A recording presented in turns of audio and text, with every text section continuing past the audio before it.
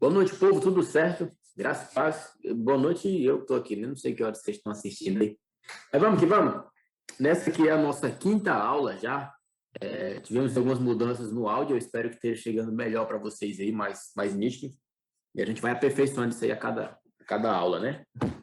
Vamos lá, então. Hoje, nossa quinta aula, eu queria pensar com vocês sobre a Bíblia.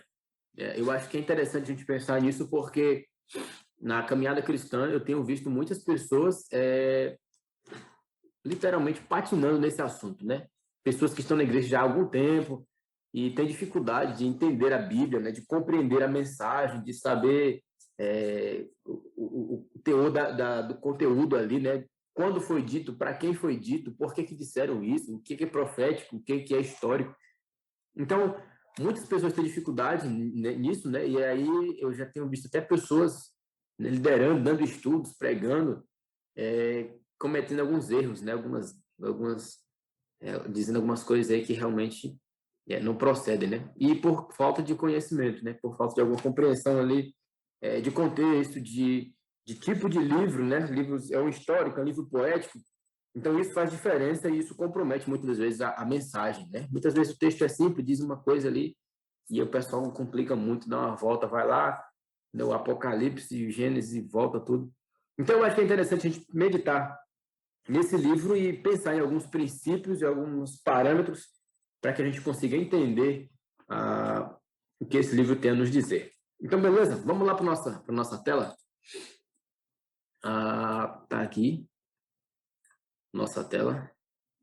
E eu queria começar com vocês pensando em alguns princípios que são importantes aí para a gente entender a palavra, né? Alguns princípios que vão nortear a nossa leitura e a nossa interpretação, né? Como se fosse os óculos pelos quais nós vamos estar lendo, né? Através deles aí a Bíblia, a palavra de Deus. Vamos lá, então. O primeiro princípio, vou botar aqui princípios, né?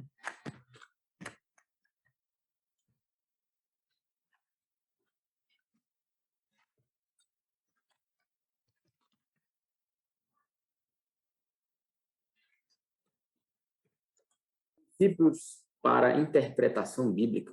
Do teclado, ele é a pilha e aí está falhando o tempo todo. Mas vamos lá. Pensar em alguns princípios aí que são, né, o norte aí para a gente começar a entender a Bíblia, começar a entender essa mensagem. A primeira coisa é a gente entender que trata-se de uma literatura divina. É um livro divino com aspectos aí que fogem à compreensão humana muitas das vezes. E uma das características da divindade da Bíblia, existem vários, né? Se você for pesquisar aí nos livros de teologia, enfim.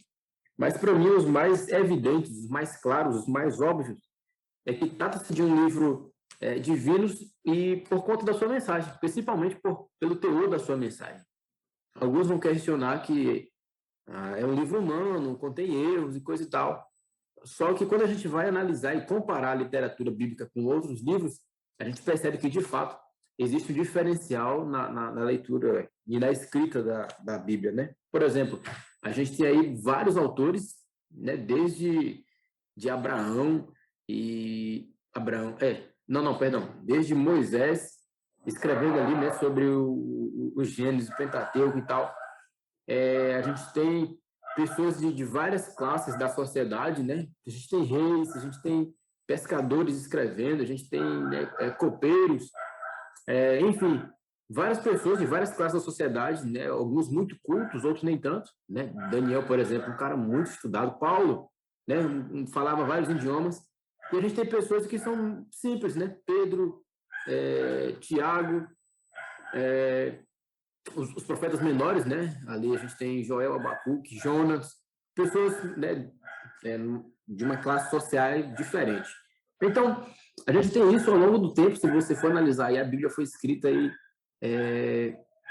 num período de muito tempo, né? A gente tem folgado aí pelo menos uns 3.000 anos, né? De autores para autores, né? Os primeiros e os últimos autores. Então, a gente tem como é que eu vou dizer?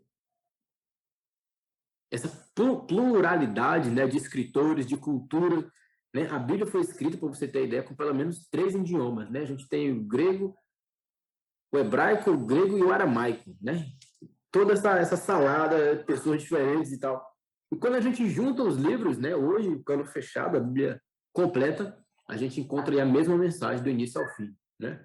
A gente encontra pessoas em momentos diferentes, né? Profecias se cumprindo, né? Profecias que foram feitas lá na Babilônia, outros lá no deserto, a gente percebe se cumprindo aí ao longo da história. Então, isso é importante, isso caracteriza, para mim, um caráter divino. Por que eu digo isso? Porque muitas das vezes, irmãos, você lendo autores seculares, você já encontra muitas contradições. Né? Num dos livros do curso que eu fiz recentemente, no meio da história, no meio da carreira do autor que eu estava falando, ele mudava de ideia. E aí eu tive que dizer no meu trabalho que ele mudou de ideia e que eu estava mudando de ideia também, né? Porque ele tinha mudado de ideia. Não sei quem conhece Freud, né? Freud, pai da psicologia. Ele escreve algumas coisas e do meio para frente ele escreve outro livro dizendo que ele estava errado, né? Porque ele mudou de ideia. Então, uma pessoa só consegue fazer isso, né? Consegue mudar de ideia. Imagine 40 pessoas escrevendo a mesma história. E aí a gente tem a Bíblia com 40 pessoas, né? Mais 40 pessoas, tempos diferentes, línguas diferentes, e a gente tem uma história coesa, né? Coerente.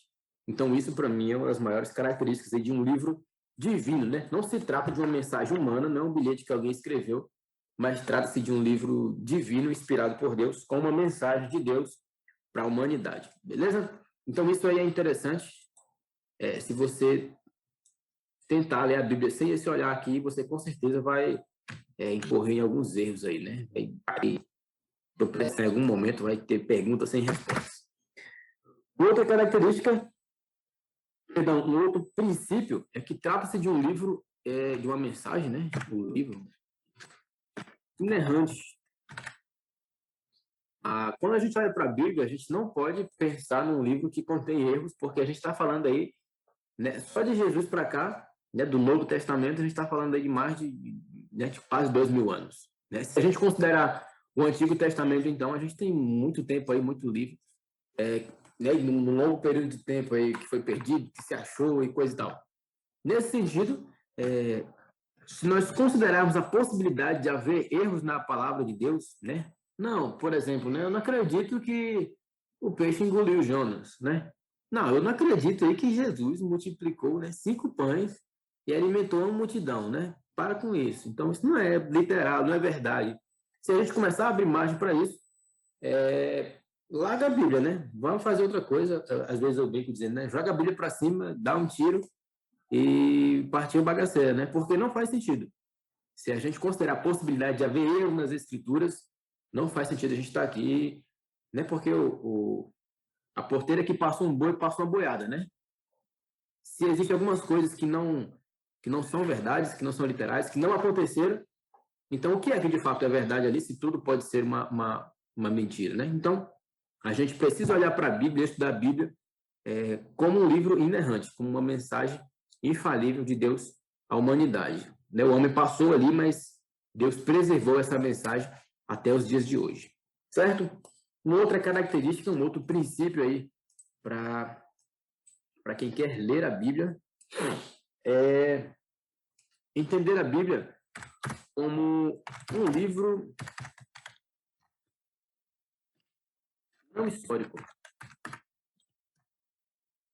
mas um livro não histórico, mas ela não conta a história, né? Não fala de fatos que aconteceram.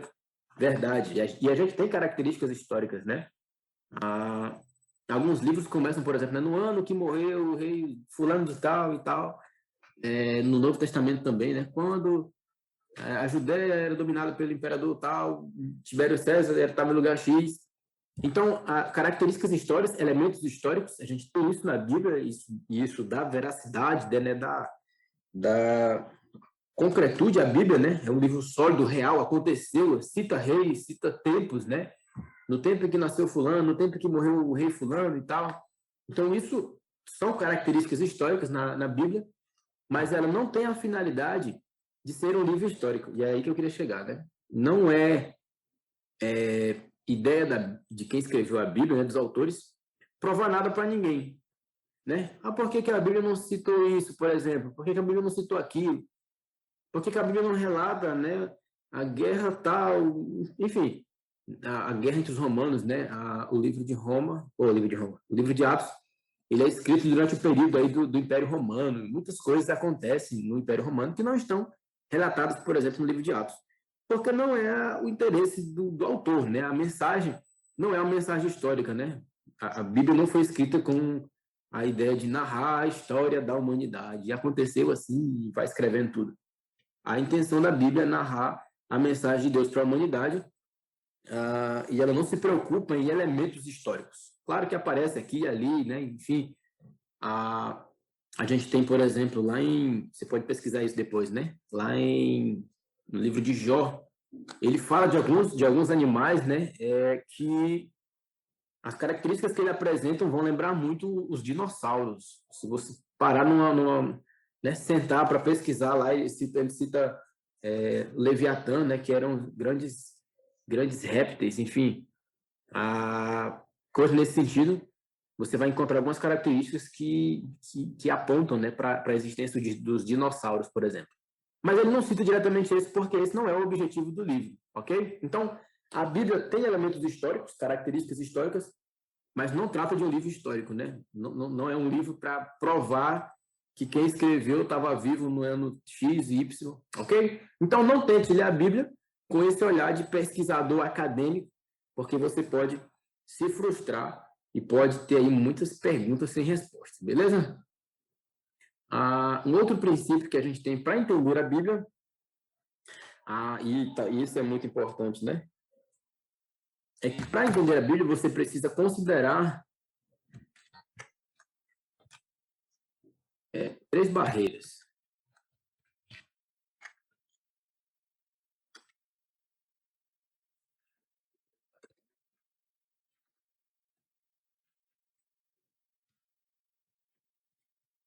Históricas,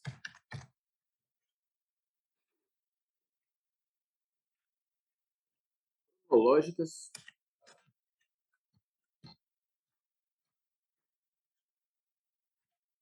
barreiras culturais. Beleza? Gente, isso aqui, tem muita gente falhando nisso aqui miseravelmente, né? Eu ouço algumas coisas aí que eu fico com medo. Vamos lá. Considerando a Bíblia, né, a mensagem bíblica, é claro que a mensagem bíblica foi escrita para nós, né? Hoje em dia chega até nós e fala conosco e a gente não tem dúvida disso, né? Que a mensagem de Deus é para todo mundo e tal. Beleza. Só que essa mensagem passou por muita coisa, né? Muitas mudanças, muitas transformações. Foi escrita em outro país, né? Quase do outro lado do mundo, numa outra língua, numa outra cultura, né? Com alguns propósitos completamente diferentes. Então, a, a gente tem Perdão, eu coloquei errado aqui. Cadê?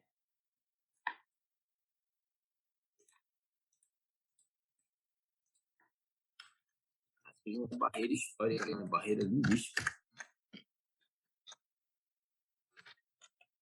Perdão, quem já anotou.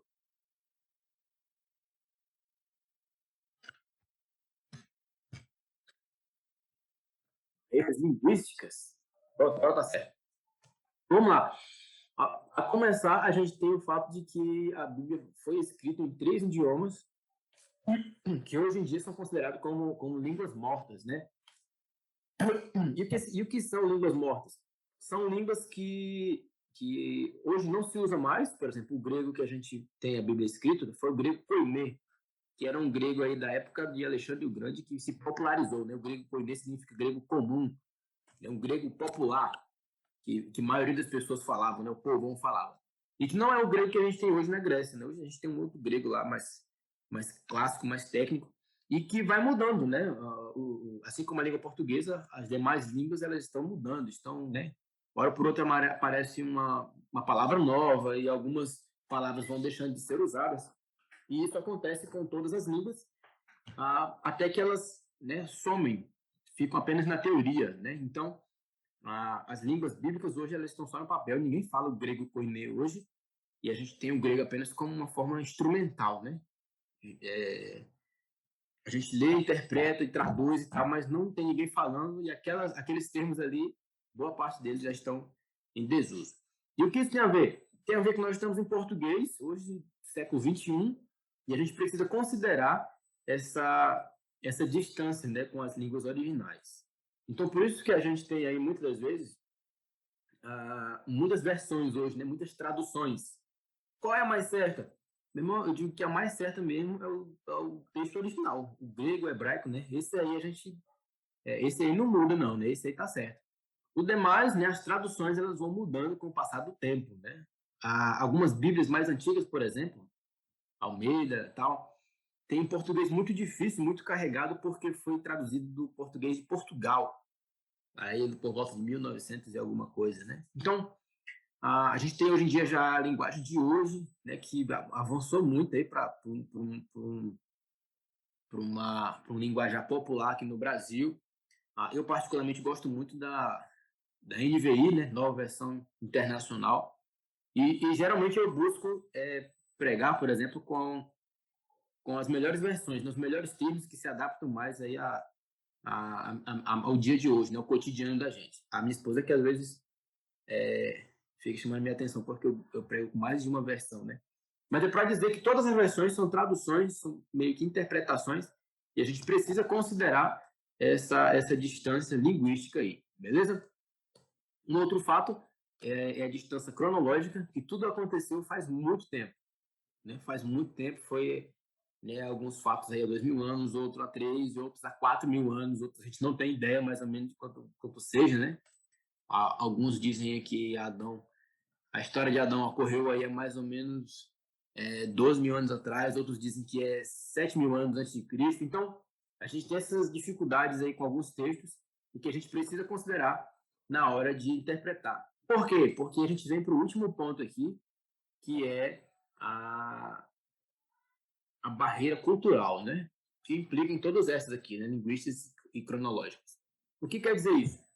Todos nós, né, hoje e sempre, temos uma forma de entender o mundo, de olhar o mundo, né, as coisas organizadas na nossa cabeça, né, na nossa cultura, na nossa cronologia, naquilo que é importante para a gente.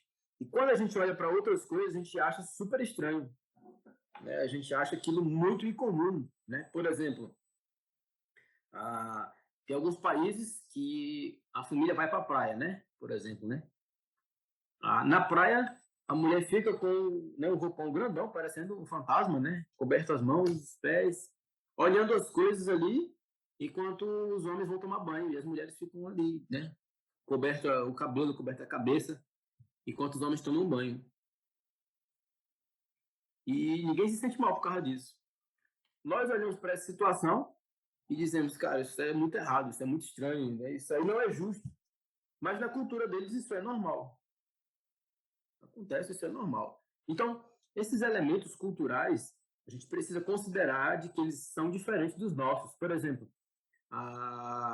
o lava-pés, né? A gente precisa entender que aquilo fazia parte da cultura da época e não faz parte da cultura de hoje. Tem muita gente lavando os pés, achando que vai ter o mesmo significado para a gente, na nossa cultura, que teve no passado. E, na verdade, não tem, né? Hoje em dia, lavar o pé de uma pessoa não quer dizer nada, a menos que você, né, fez uma coisa muito estranha.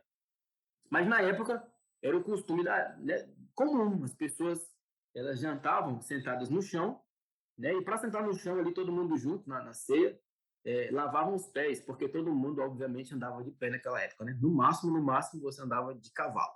Então as pessoas lavavam os pés e quando era uma festa muito importante, né? Alguém que tinha muitas posses tinha um escravo, né? Ou um filho mais novo responsável por lavar os pés dos visitantes. Hoje em dia a gente não tem nada que se compare a isso, né? A gente anda de carro, de ônibus, usa sapato e a gente não senta no chão, né? Talvez culturalmente falando, né? Uma coisa parecida que seria hoje em dia, né? O lava-pés seria talvez o flanelinha, né? É como se a pessoa que lavasse o pé naquela época fosse o flanelinha de hoje, né? Alguém que te ajuda a chegar, te ajuda a estacionar, te ajuda a carregar algumas coisas, aí seria mais ou menos isso. Então, eu estou exemplificando aqui algumas barreiras culturais que eram comuns na época, que faziam sentido e que hoje não faz sentido e que nós precisamos ter esse olhar, né, para entender qual era o fundamento, qual era a utilidade e como essa mensagem, né, naquela cultura, faz sentido na cultura de hoje. Beleza? Considerar aí essa barreira cultural. Né? A Bíblia não foi escrita no Brasil no ano de 2021. Né? Foi escrita lá no Oriente Médio, numa cultura extremamente patriarcal, num sistema político, né, econômico-político de guerra, né, de escravidão, de servidão. Então, tudo isso precisa ser considerado para a gente entender a mensagem bíblica. Beleza? Isso aqui talvez seja o mais difícil da gente trazer para o dia a dia. Um último princípio que eu queria compartilhar com vocês é pensar de que a Bíblia não tem todas as respostas. E aí eu convido vocês aí a ler, né, dar uma pausa no vídeo e ler Deuteronômio 29, 29. É um texto interessante que vai nos colocar no nosso lugar, lembrando que, né, tudo que foi revelado ali não tem o interesse de responder todas as perguntas, né? Tudo que a gente quer saber, mas com certeza está tudo que você precisa saber para conhecer a Deus e para seguir no caminho que Ele espera de você, beleza? Então não tente entender a Bíblia achando que você vai encontrar todas as respostas para a sua vida e vai ser, né, vai descobrir o fundamento de tudo, porque de fato você não vai, né? Quando eu fui para o seminário, eu tinha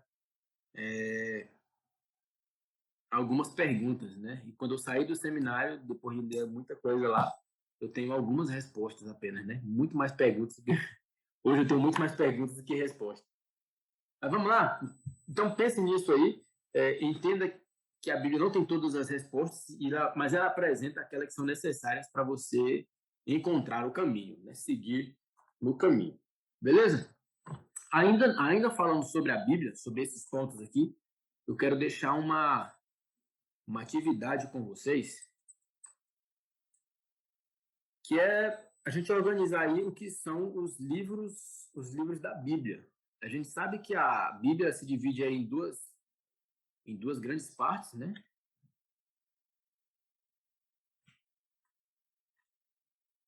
Deixa eu falar isso. Nós sabemos que a Bíblia tem aí o Antigo Testamento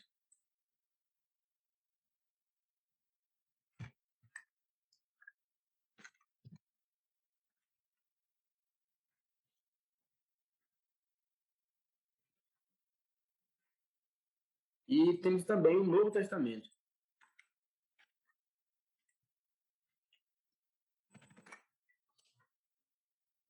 E o que acontece, né? Muita gente tem, nos primeiros passos, na primeira caminhada, tem muita dificuldade com isso, porque tem a impressão de que a Bíblia é um livro organizado cronologicamente, e ela não é. Né? A única coisa que tem de cronologicamente certo na Bíblia é que Gênesis fala da criação de tudo, né? E Apocalipse fala do fim de tudo. Então, acho que só esses dois estão no lugar certo, o resto está tudo misturado. Então, como é que a Bíblia se organiza? Né? De fato, a gente tem esses dois grandes universos aqui, né? O Antigo Testamento e o Novo Testamento. O Antigo Testamento ele é um livro usado também no judaísmo, né? Todo o Antigo Testamento é um livro usado pelos judeus, né? Era, entre aspas aqui, né? A Bíblia da época de Jesus, os escritos que eles tinham eram o Antigo Testamento, e o Novo Testamento conta a história da igreja, né? A história a partir de Jesus, né? E no surgimento da igreja. Então vamos lá pensar no, no Pentateuco, já no Antigo Testamento. Eu vou dividir aqui em grupos, que é como está dividida a Bíblia, e a atividade que fica para vocês é o seguinte, né? Cada um desses grupos, eu quero que vocês me enviem para o WhatsApp os livros que compõem esses grupos, beleza? Então, eu vou listar aqui, não vou, obviamente, ficar falando da sequência aqui, mas eu quero que vocês me enviem os livros que pertencem a essa sequência, né? Por exemplo, o primeiro aqui é Pentateuco. Então, eu quero que vocês me enviem aí a lista de livros que estão, né? Coloca lá, Pentateuco, e aí os livros que fazem parte desse grupo, né? Que estão discriminados aí sim, em ordem cronológica. Mas vamos lá, o que é o Pentateuco? O Pentateuco são os 5 livros, os 5 primeiros livros da Bíblia, né? Escritos por Moisés. Depois que o povo sai do Egito ali, e isso está lá em Êxodo, Moisés começa a escrever a história do povo, né? E aí é interessante porque ele começa a escrever a partir de Gênesis, a partir da tradição oral, do que as pessoas contavam, né, de pai para filho. No interior tem muito isso, né? Você sabe a história do seu bisavô, do seu avô, do seu pai e tal. Então, hoje em dia, a gente não tem mais isso, né? Aqui nas grandes cidades, a gente está preocupado em ensinar para nossos filhos outras coisas. Mas antigamente isso era muito comum e era a forma como eles preservavam a história. Quando chega Moisés, Moisés começa a escrever aí a história de todo o povo, desde de Adão e Eva, passando lá pela Arca de Noé e tal, até chegar no Egito, que é onde Moisés de fato está. E ele ainda segue escrevendo aí a lei, né? Então, Pentateuco, quem curte aí vai lembrar que Penta significa 5, né? Pentateuco, Penta, os 5 primeiros livros da Bíblia. Beleza? Escrito aí por Moisés. Depois disso, a gente tem um outro grupo, que é o grupo de livros históricos. Esse livro, ele conta a história aí a partir ele começa com o povo na Terra Prometida e conta a história dos reis, né, do que aconteceu. De fato, o nome do livro é Livros Históricos, né? Várias narrativas, vários episódios, né? Alguns livros repetem a história, né? Outros livros acontecem enquanto outras histórias estão acontecendo, como, por exemplo, o livro de Ruth, né? O livro de Ruth acontece no intervalo de tempo ali pequeno, enquanto outros livros estão acontecendo, né? Lá o livro de Esdras, Neemias, enfim, guerras estão acontecendo, o povo trabalha cativo, e a gente tem no meio da história, né? O livro de Ruth escrito ali, narrando aquela história lá de Ruth e de Esté também, né? São 2 livros aí que estão no meio aí, beleza? Então, livros históricos, tem um grupo de livros históricos lá, depois você envia para a gente aí os livros históricos. A gente tem depois disso os livros poéticos. Os livros poéticos, eles não são livros históricos, obviamente, né? São literalmente poemas.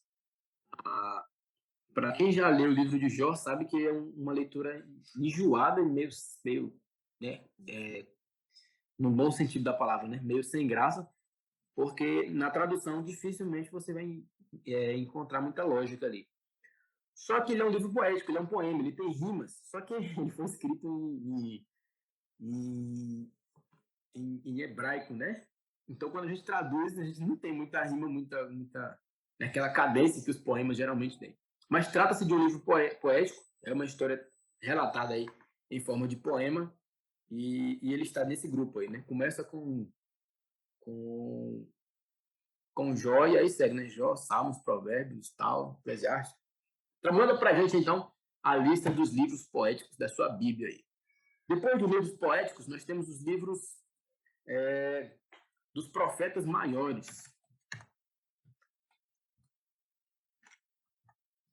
Pastor, por que profetas maiores? E a gente tem, obviamente, também depois como assim? O Benigno não vou ter escrito ali. Já que você fala sobre o Benigno. Aliás, na próxima aula. Então, a gente tem os profetas maiores e, obviamente, também os profetas menores, né? E qual é a grande diferença dos profetas maiores para os profetas menores? É literalmente o tamanho do livro, né? Os profetas maiores têm um volume maior, né? O livro, né? A mensagem dos profetas é maior, enquanto os outros nem tanto, né? A gente tem profetas menores aí com um capítulo, 2, né? 4. Então, são profetas bem pequenos, bem resumidos, enquanto a gente tem outros bem maiores, né? Isaías, por exemplo, 66 capítulos. Então, profetas maiores tem uma lista lá, e profetas menores tem outra lista, né? Manda para mim a lista desses grupos aí, beleza? Então, o Antigo Testamento, ele se organiza, né? Se divide, aliás, nesses 5 grandes grupos de livros, beleza? Então, cada grupo desse aqui tem um fundo diferente, né? Alguns profetas... Cadê o negócio daqui? Aí. Alguns profetas, né, desses aqui, maiores e menores e tal, acontecem ao mesmo tempo de alguns livros históricos aqui, né, de alguns períodos históricos desse tempo aqui. Então, você vai ter que entender que nem sempre, né, a Bíblia começa no Pentateuco e historicamente, né, cronologicamente, vem passando de um por outro aqui, né? Alguns salmos, por exemplo, foram escritos durante o período histórico, né, durante algumas guerras, durante algumas perseguições. Então, é tudo muito dividido. E aí eu queria que vocês entendessem, né, que a Bíblia não está organizado, a sequência dos livros, né, não é cronológica, né? É meio que por assuntos. Amém? Isso que eu digo amém aqui, pensando que eu estou na igreja, né? Mas vamos lá. Esse foi o Antigo Testamento. Vamos pensar então no Novo Testamento? No Novo Testamento a gente tem basicamente um sistema parecido. O Novo Testamento começa com os Evangelhos.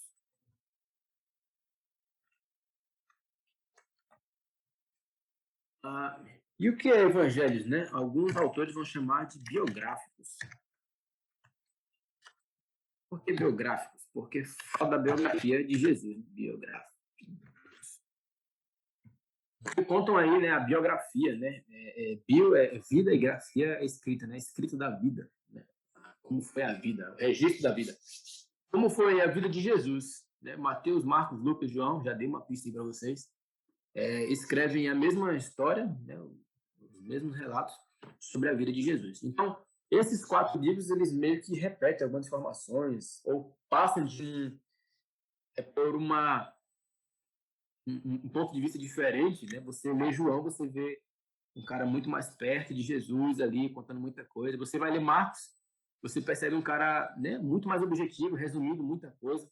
Então, são as mesmas histórias, mas com perspectivas diferentes. E esses 4 livros, eles estão aí no início do Novo Testamento. Na sequência, a gente tem, então,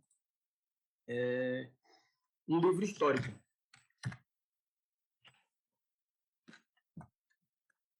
O livro histórico aqui, ele é agora do Novo Testamento e, obviamente, ele vai contar a história da igreja, né? Não é mais uma história de reis, de guerras e tal, mas conta a história da igreja, né? Eu vou falar esse livro aqui de novo. Esse livro histórico aqui, no caso, é Atos, né? Atos narra aí o princípio da igreja e o desenvolvimento da igreja aí ao longo do tempo, né? Não, ao longo da história de Paulo, na verdade, né? O livro de Atos termina com Paulo na sua última prisão. Beleza? Então a gente tem essa divisão nos livros aí, né? Esses grupos, os evangelhos, o livro histórico, as cartas paulinas. A gente tem um total aí de 13 cartas paulinas.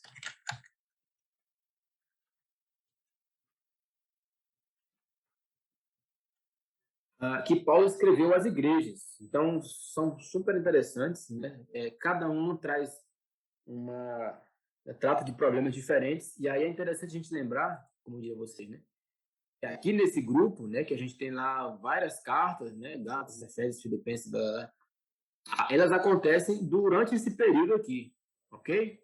Enquanto o livro de Atos está sendo escrito, né, Lucas está narrando ali o que está acontecendo, as viagens e tal, naquele período ali, Paulo está escrevendo outras cartas, de modo que quando o livro de Atos chega no final, né, Paulo já tinha escrito aí várias cartas aí para as igrejas, beleza? Isso é interessante a gente entender. Depois das cartas paulinas, né, do grupo de cartas paulinas que a gente tem na Bíblia, a gente tem as cartas gerais. O que são cartas gerais? São cartas que não foram direcionadas especificamente a igrejas, né? Por exemplo, Paulo escreve à igreja né, aos romanos, né? A igreja que se reúne em Roma, né? A igreja de Éfeso.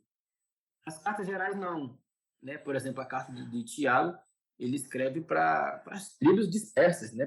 Para quem, em outras palavras, né? Para quem quiser ler aí, quiser entender, quem se achar sem entender como cristão pode ler aí e tal. Então, as cartas gerais, e a gente tem lá algumas cartas que não foram escritas especificamente para igrejas, né? Mas foram escritas para os cristãos da época, né? Que estavam aí distribuídos em vários lugares. Por último, então, nós temos um livro profético.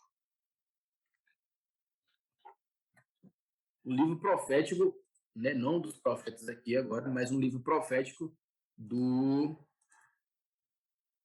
Novo Testamento, né? Na verdade, é o último livro, né? O livro de Apocalipse. Ele termina aí com algumas profecias a respeito do final das coisas, né? O fim das coisas. Beleza? Então tá aí. Esses são os grupos que compõem a estrutura bíblica, né? Só lembrando aí da atividade. Qual é a atividade? Você descreve no WhatsApp aí Pentateuco, né? Os livros do Pentateuco, né? Gênesis, taranana, livros históricos, taranana. Novo Testamento, os Evangelhos, escreve aí os 4. Livro histórico, né? Eu citei ainda agora o livro de Atos. Cartas Paulinas, coloca a lista aí na sequência e você vai conseguir perceber essa sequência de livros, né, na Bíblia. Né? Você vai olhar para a Bíblia, né, quando eu falar lá, por exemplo, na igreja, né, olha, abre aí em, né, deixa eu pensar um exemplo aqui. Abre aí em 1 Pedro, né? Você vai lembrar que Pedro é uma das cartas gerais, ele escreve aí para vários crentes da época. Então, não é não é profético, não é uma poesia, não está contando a história de Jesus, ele está escrevendo uma carta para os cristãos da época, né, de forma geral. Beleza? Abre aí em Salmos. Você vai lá na Bíblia lembrar que Salmos está dentro do livro Poéticos, né? Do grupo de livros poéticos, que eram poesias geralmente feitas, né, do homem para com Deus, né? Louvor, súplica, ou muitas vezes orações aí ao nosso Deus. Beleza? Né? Então, o Salmo não é um livro histórico, não é uma carta de Paulo à igreja, é um livro poético. Beleza? Não é um salmo, é uma música, alegria, ou alguma coisa nesse sentido. Beleza, gente? Eu fico no aguardo, então, da participação de vocês, né? Da atividade aí, para que a gente possa aí continuar crescendo e aprendendo. Eu creio que vocês vão crescer muito com esse exercício aí que eu passei para vocês. Tá, beleza? E demais, estamos por aqui. Eu aguardo vocês aí para tirar alguma eventual dúvida que alguém tenha e colaborar aí naquilo que for preciso. Tá, beleza? Um forte abraço. A gente se vê na próxima aula, então. Que Deus abençoe.